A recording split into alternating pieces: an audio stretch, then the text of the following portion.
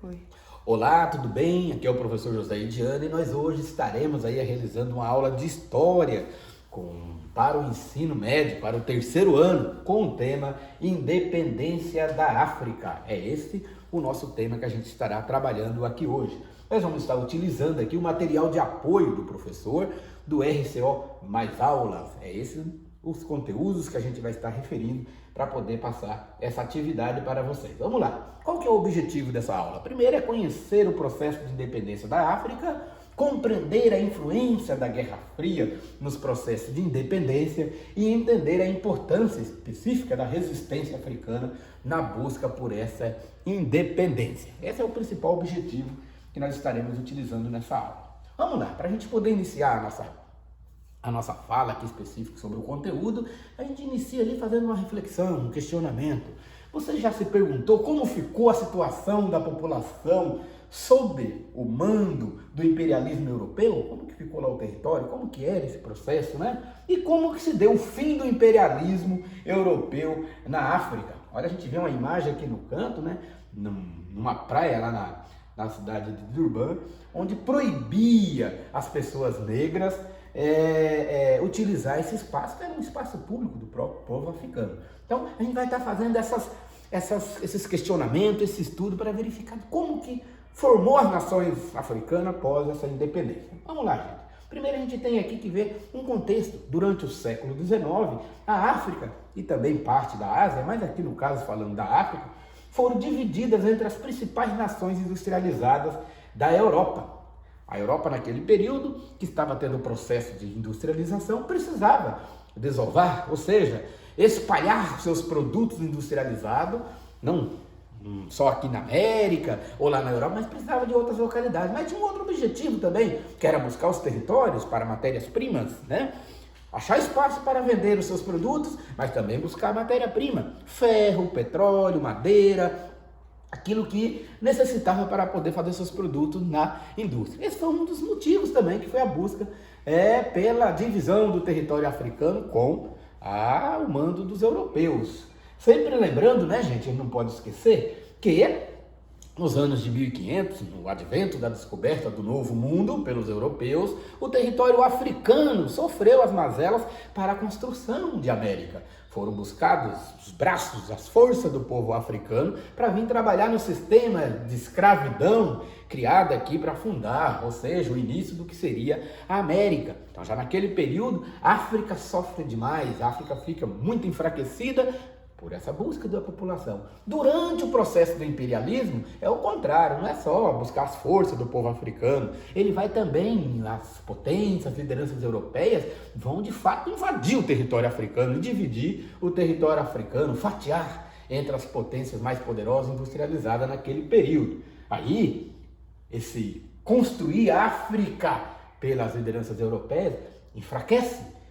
Depois da Segunda Guerra Mundial, entre os anos de 1939 e 45, o que acontece com a perda, ou seja, o enfraquecimento dessas nações europeias durante a Segunda Guerra Mundial? As lideranças africanas iniciam também um processo de resistência para expulsar esse sistema existente dentro do território africano. O que acontece?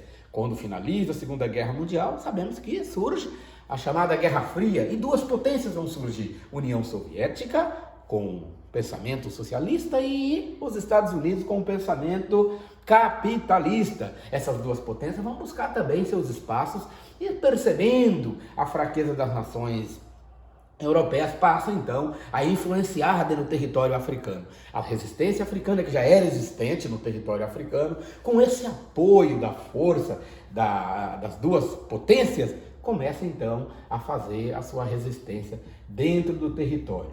O enfraquecimento dos colonialistas europeus devido à guerra mundiais, a resistência de muitos grupos africanos frente ao colonizador europeu, fez com que iniciasse uma força, uma luta para descolonizar esse território.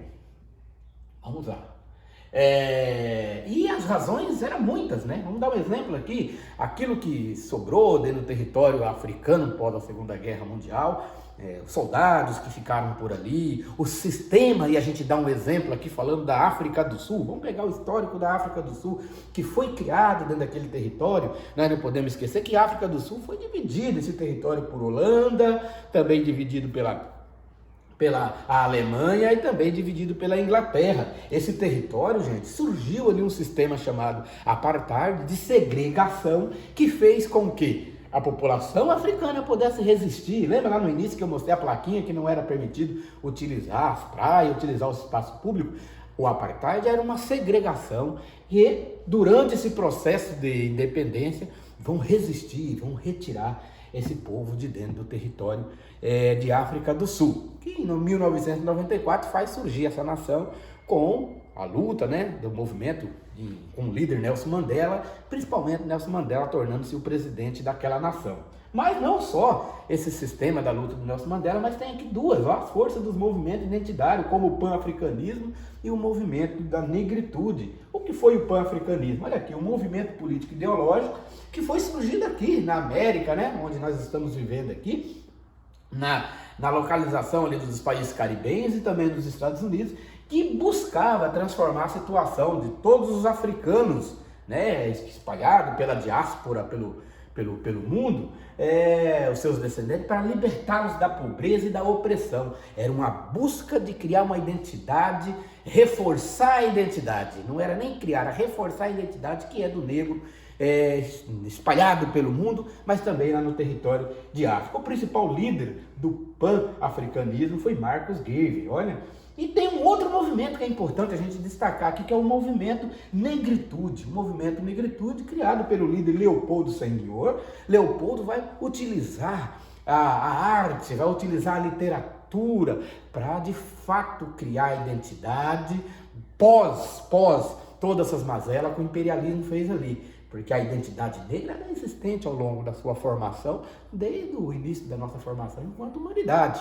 Mas vai ser uma espécie de separação nesse período do imperialismo, né? Também aqui da escravidão na América. E a negritude, o sistema que fez com que criasse essa identidade por meio da arte. Eu tenho aqui uma música muito bacana que eu gosto de tocar nas minhas aulas, que eu gosto de fazer nas minhas falas, que é uma música do cantor Chico César, chamado Mama África, que a gente pode utilizar também nesse esforço, nessa luta da negritude. Ela vai falar de África mais ou menos assim, ó, nesse refrão, ó. Mama África, a minha mãe é mãe solteira e tem que fazer mamadeira todos os dias, além de trabalhar como empacotadeira na casa da Bahia. Mama África, a minha mãe é mãe solteira e tem que fazer mamadeira todos os dias, além de trabalhar como empacotadeira nas casas Bahia. Chico César vai, né, criar essa música ali, produzir uma música muito bonita que fala de Mama África, e pode enaltecer a Mama África aí, gente, como uma das, segundo a história, a ciência, o espaço onde surge a civilização e espalha pelo mundo isso que nós conhecemos enquanto seres humanos, enquanto formação da sociedade, a Mama África, né? E as suas, na diáspora, essa população trabalhando aí para poder sobreviver dentro da luta, que é a sociedade hoje. Por isso que Chico César fala ali que trabalhando nas Casas Bahias, a população corre aí atrás, a população negra no trabalho para poder sobreviver. O movimento da negritude vai trazer esse enaltecimento, né? É isso que a gente vai estar estudando, gente. O que nós vamos estar fazendo? Fazendo essa análise da construção da independência. A gente vê aqui também falando sobre a independência de Gana e de várias outras nações. É isso que eu vou estar buscando, me pedindo para vocês aqui, o trabalho que a gente vai estar fazendo sobre a descolonização. Vou mostrar para vocês aqui a imagem do mapa do início da descolonização. Ó. No ano de 1940, você pode perceber aqui, até chegar o ano de 2010, como que era o espaço ali para a descolonização. Ó. Então, quando chega no ano de 2010, basicamente, as nações já todas estão soberanas dentro do território africano. Hoje, atualmente, são 54 países reconhecidos enquanto nação. Você pode observar como que ficou o território africano depois da independência. É esse trabalho que a gente vai estar realizando, e aí eu puxo para vocês aqui, tratando aqui da questão da retomada, nós já falamos ali no início, o que nós trabalhamos aqui? O processo da descolonização, da luta dos povos africanos, né? Aí depois da Segunda Guerra Mundial, compreender a influência da Guerra Fria nesse processo e também a resistência do povo africano, que foi fundamental para as independências. E o trabalho que a gente vai estar realizando, gente, mão na massa, bem tranquilo, a gente vai estar organizando aqui em sala. Vamos fazer uma pesquisa sobre as nações africanas na atualidade, hoje. Organizamos 10 grupos aqui com 4 alunos para em sala apresentar os resultados da pesquisa. Como que vai ser? Cada grupo, após ser sorteado com uma nação, alguém vai ser sorteado com Nigéria, outro com Argélia, Sudão, África do Sul. Aí deve pesquisar a história de sua independência, destacando em que região do continente africano está localizado, qual nação imperialista dominava o território, quando e como ocorreu o processo de independência, quem liderou o processo de independência, qual é a quantia da população hoje e os meios econômicos, sociais e culturais dessa nação. Cada grupo, gente, pode fazer atividade usando o Google Apresentações ou a plataforma do Jamboard. É isso que vocês vão estar, então, fazendo para poder apresentar aqui em sala de aula.